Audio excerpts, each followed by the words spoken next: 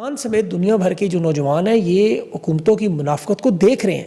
آپ پاکستان میں قومی اسمبلی کا اجلاس آپ صرف دیکھیں، اسحاق ڈار اسرائیل کا آئزک ڈار بنا ہوا تھا، اسرائیلی معاہدے کا دفاع کر رہا تھا، اپنی شمع کے گرد پروانوں کی طرح فدا ہو رہا تھا، تحفظ کر رہا تھا،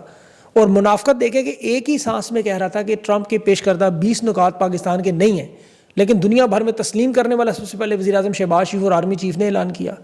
اور ٹرمپ اور نیتن یاہو کی پریس کانفرنس ہوئی نہیں، لیکن انہوں نے بتا دیا کہ جی ہمیں تو منظور ہے، حالانکہ ابھی اسحاق ڈار کہہ رہے راستے میں تھے،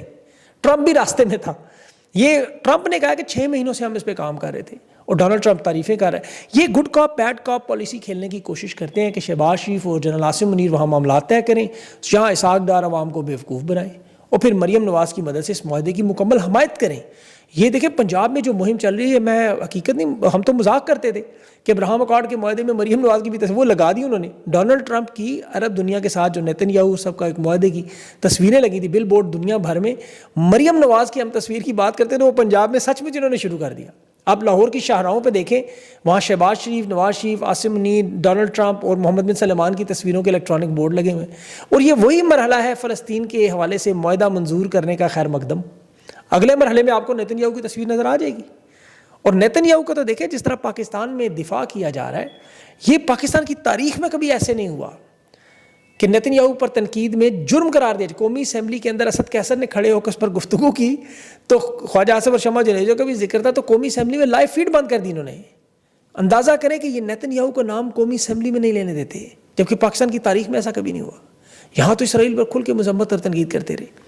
شمع جنیجو پہ بھی جو سوالات پوچھے جا رہے تھے، اسحاق ڈار صاف صاف کہہ رہا تھا کہ وزارت خارجہ کا کام ہے کہ وزیر خارجہ کے دستخط سے وفد جاتا ہے، لیکن اس میں کہتا ہے اس میں نام میں نے ڈالا ہی نہیں، یعنی براہ راست شہباز شریف کے وفد میں ہائر لیول سے ڈلوایا گیا، گیٹ نمبر 4 ہوں، مطلب ہر چیز کو، مطلب کس کی شمولیت، کس نے کہا یہ حکم دیا؟ بہرحال وہ تو شہباز شریف کی ٹویٹ اور تقاریر سے ساری چیزیں واضح ہو گئیں۔ اب سینیٹر مشتاق احمد کی حراست میں اسی لیے کوئی اقدامات یہ ان کی حراست کے خلاف، اسرائیل کے خلاف نہیں کر رہے،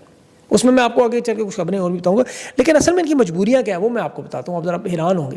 امریکی ڈپارٹمنٹ آف ڈیفنس کی ہائی کلاسیفائڈ فائلز لیک ہوئی ہیں آج، جس میں امریکہ کی اسٹریٹجک پالیسی ہے، جو روس کے اندر امریکی ہتھیار ہے، یہ یوکرین کی جنگ، نیٹو،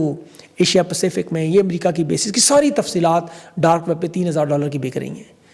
اب یہ جو ہیکرز ہیں، کہا جا رہا ہے ایرانی ہیکرز نے سب کچھ کیا ہے، اور اس میں جو سب سے اہم معاملہ وہ امریکہ کے وزیر خارجہ مارکو روبیو کی سیاست میں آنے سے پہلے اسرائیل کی خفیہ ایجنسی موساد نے اسے قابو کر لیا، کمپرومائز کر لیا۔ پتہ نہیں اس کی ویڈیوز تھیں، کیا مجبوریاں تھیں، لیکن وہ ٹرمپ کی ٹیم میں پھر شامل کیا۔ آج وہ آپ کے سامنے اسرائیلی موساد کتنی طاقتور ہے، دیکھیں کہ ان کی مجبوریاں، ان کی ویڈیوز، ان کی فائلیں، سب کچھ ان کے پاس آ جاتا ہے۔ اور ڈونلڈ ٹرمپ کے اوپر بھی آپ کو یاد ہوگا بھی حالیہ دنوں میں بچوں والے کیسز بنائے گئے تھے۔ اسرائیل ایران کی جنگ میں اسی لیے وہ مدد کرتا رہا، ڈونلڈ ٹرمپ کو بھی بلیک میل کیا گیا۔ تو یہ پاکستانی اسٹیبلشمنٹ یا جرنیل ہوں، سیاستدان ہوں، ان کی تو کوئی اوقات ہی نہیں بنتی ہے موساد کے سامنے۔ وہ تو عرب دنیا کے بڑے بڑے رہنماؤں کو اس طرح قابو کر کے تھے۔ جمال عبد الناصر کے داماد کو انہوں نے ایسے ہی ڈبل ایجنٹ بنایا، 1967 کی جنگ ہوئی، یاسر عرفات اپنی بیوی کے ذریعے آپ کو پتہ ہے کیا کیا کام ہوتا رہا۔ لیکن اب چونکہ دنیا بدل چکی ہے اور یہ فائلیں جو لیک ہوتی ہیں وہ فوراً نظر آ جاتی ہیں، تو اگر آپ کو عمران خان کی حکومت گرانے میں جرنیلوں کا اصل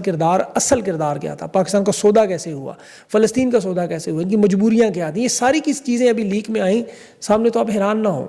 مریم نواز سمیت یہ جتنے اسکینڈلز ہیں، یہ باقاعدہ منصوبے کے تحت باخدا پاکستان کو تباہ و برباد کیے جائے، ایک ایک مہرہ ان کا بے نقاب ہوگا۔ یہ جو معیشت کی صرف آپ تباہی دیکھیں،